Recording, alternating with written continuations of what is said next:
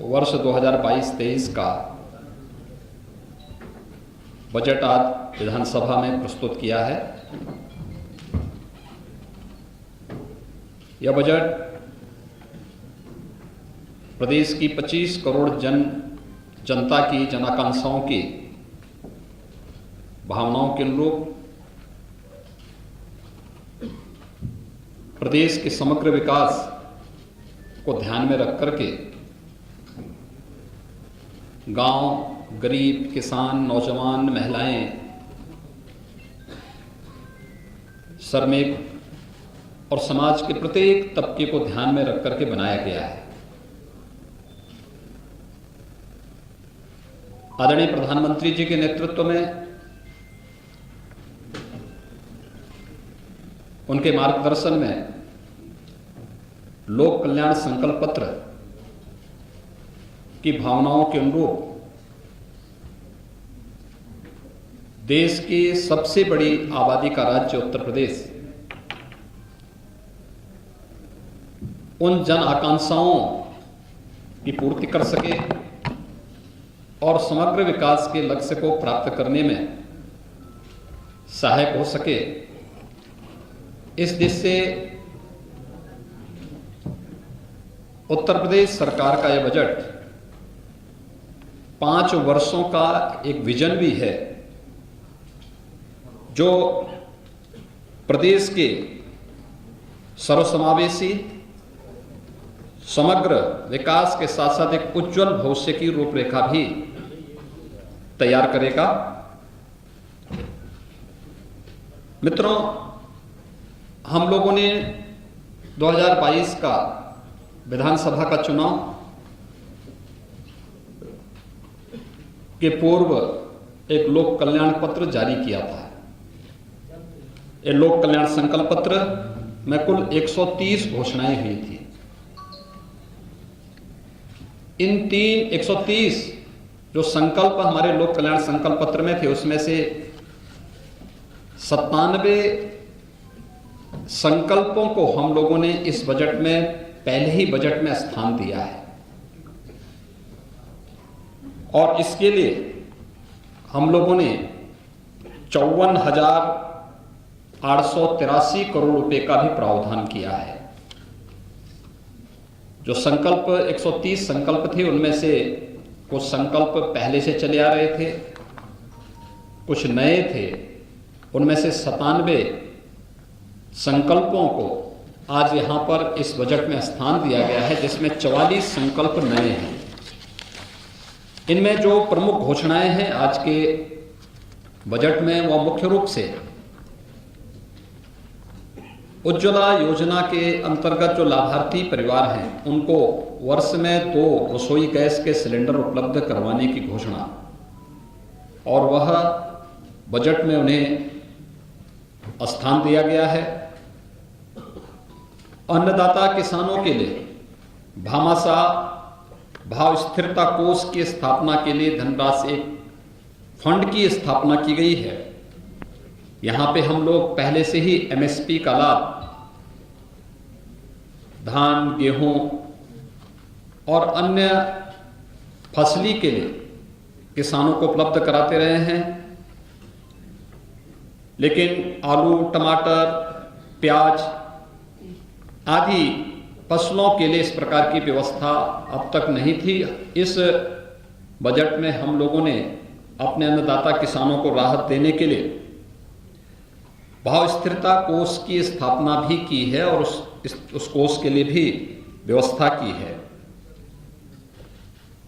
प्रदेश के अंदर आदरणीय प्रधानमंत्री जी का जो देश के लिए विजन है कि हम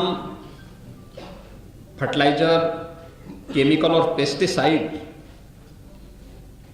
में कमी लाते हुए प्राकृतिक खेती को बढ़ावा दे सकें। प्राकृतिक खेती की दिशा से उत्तर प्रदेश ने आदरणीय प्रधानमंत्री जी के मार्गदर्शन में पहले से ही अपनी कार्य योजना बनाई थी और उस कार्यक्रम के तहत यहाँ पे ट्रेनिंग के कुछ विशेष कार्यक्रम भी चले थे।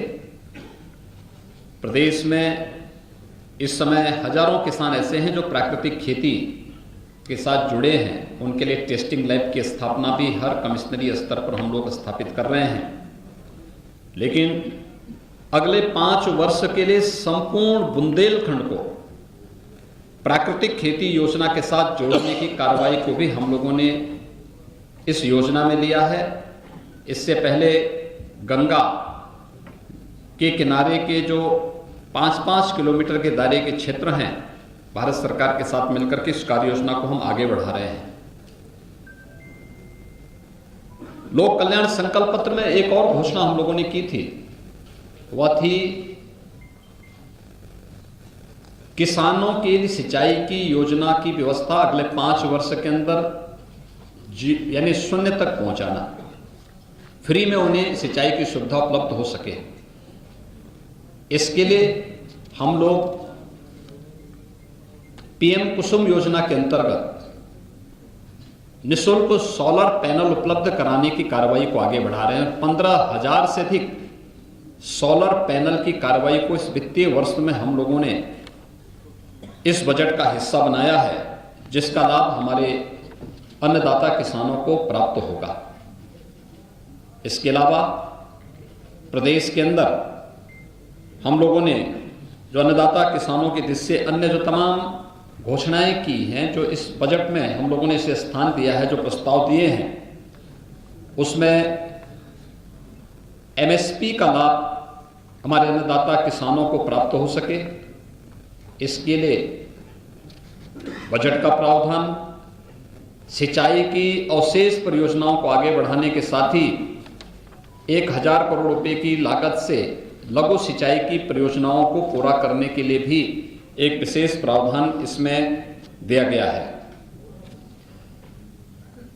निषाद राज बोर्ड सब्सिडी योजना के अंतर्गत नाविकों के लिए नाव खरीद के लिए 40% तक सब्सिडी उपलब्ध करवाने की भी योजना हम लोगों ने इसके साथ ली है। और प्रदेश के अंदर गरीब कल्याण योजना के अंतर्गत एक गरीब कल्याण कार्ड भी जारी करने के लिए संपूर्ण परिवार सर्वेक्षण योजना को भी हम लोगों ने लिया है, जिससे पता लग सके कौन परिवार ऐसा है कि जो योजनाओं में केंद्र और प्रदेश सरकार की योजनाओं से भी वंचित रह गया है, और फिर उसके लिए एक स्पेशल स्कीम चलाना है। दूसरा, प्रदेश के अंदर रोजगार के सृजन और स्वरोजगार के सृजन के लिए हर परिवार का एक व्यक्ति सरकारी नौकरी, रोजगार या स्वतः रोजगार के साथ जुड़े, इसके सर्वेक्षण के कार्यक्रम को भी हम लोगों ने इस बजट में स्थान दिया है। एमबीबीएस और पीजी की सीटें पिछले 5 वर्षों के अंदर प्रदेश के अंदर दुगनी हुई हैं। इसको दुगनी करने के लिए, इसको उससे भी ज्यादा करने के लिए हम लोगों ने बजट में प्रावधान किया है। अयोध्या में इंटरनेशनल एयरपोर्ट की स्थापना करने के लिए भी आवश्यक धनराशि की व्यवस्था इसमें की गई है। प्रदेश के अंदर वे असेवित जनपद जहां पे मेडिकल कॉलेज का निर्माण की कल्पना कोई सोचता भी नहीं था, बिजनौर, कुशीनगर, सुल्तानपुर, गोंडा, ललितपुर, लखीमपुर खीरी, चंदौली, बुलंदशहर, सोनभद्र, पीलीभीत, औरैया, कानपुर देहात, कौशाम्बी और अमेठी, वहां पर भी उसके लिए बजट का प्रावधान इस बजट में हम लोगों ने किया है। बुजुर्ग पुजारियों के लिए, संतों के लिए और उस तबके के लिए जो अब तक उपेक्षित था, एक पुरोहित कल्याण बोर्ड के गठन की कार्रवाई और उसके माध्यम से पुरोहित्य कला को आगे बढ़ाने के साथ साथ उनके समग्र विकास और प्रोत्साहन के लिए भी एक बोर्ड के गठन के कार्यक्रम को भी हम लोगों ने इसमें लिया है। प्रदेश के अंदर युवाओं के लिए खासतौर पर हम लोगों ने स्वामी विवेकानंद सशक्तिकरण योजना प्रारंभ की और इसके तहत हम अपने युवाओं को टैबलेट और स्मार्टफोन दे रहे हैं। स्नातक और स्नातक हर युवा को इसके लिए धनराशि की व्यवस्था हम लोगों ने बजट में की है। इसके साथ ही प्रदेश के अंदर सामूहिक विवाह योजना के लिए भी, जिसमें हम 51,000 रुपये गरीब कन्याओं की शादी के लिए, किसी भी जाति मत मजहब से जुड़ी हुई कन्या हो, 51,000 रुपये हम उसके लिए उपलब्ध करवाते हैं। तो वह उसके लिए भी विगत वर्ष तक प्रतिवर्ष 250 रुपये हुआ करता था। इस बार हम लोगों ने इस राशि को बढ़ा करके 600 करोड़ रुपये का प्रावधान किया है। निराश्रित महिला पेंशन की योजना 300 से बढ़ा करके 1,000 रुपया किया गया है, और इसके लिए भी जो पहले धनराशि गत वर्ष तक 1,812 करोड़ हुआ करती थी, इस राशि को बढ़ा करके 4,032 करोड़ रुपये किया गया है।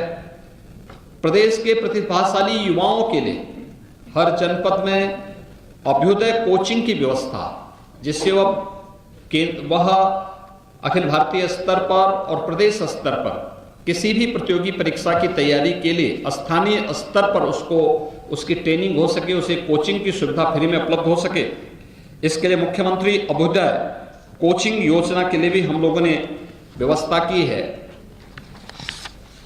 वृद्धावस्था पेंशन की राशि, गत वर्ष तक ये राशि 3,600 करोड़ रुपए सालाना हुआ करती थी। इस बार इसको बढ़ा करके 7,000 करोड़ रुपए से अधिक की इसमें बढ़ोतरी की है। यह राशि भी पहले उन बुजुर्गों को 300 रुपए मिलती थी, फिर वो बढ़ा करके 500 हमारी सरकार ने किया, और उसे इस समय 1,000 रुपये करने का प्रावधान भी किया गया है।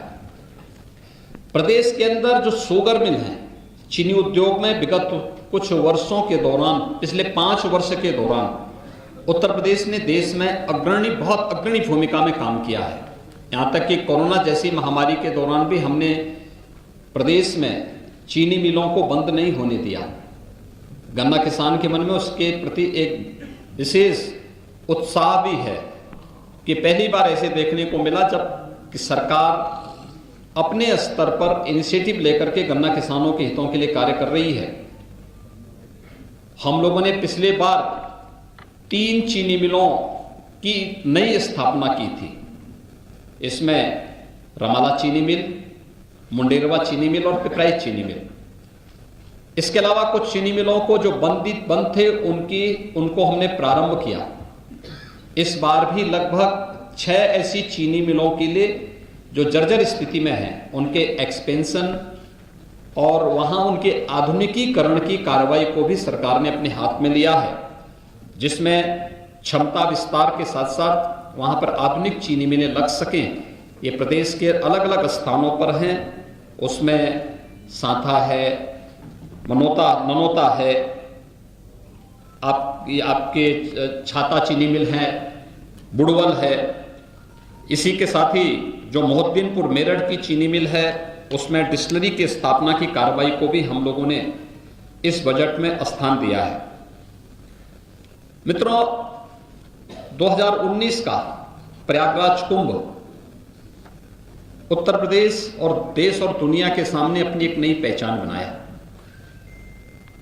यह हमारा सौभाग्य है 2025 में फिर महाकुंभ का आयोजन होगा। दुनिया का सबसे बड़ा आध्यात्मिक और सांस्कृतिक आयोजन।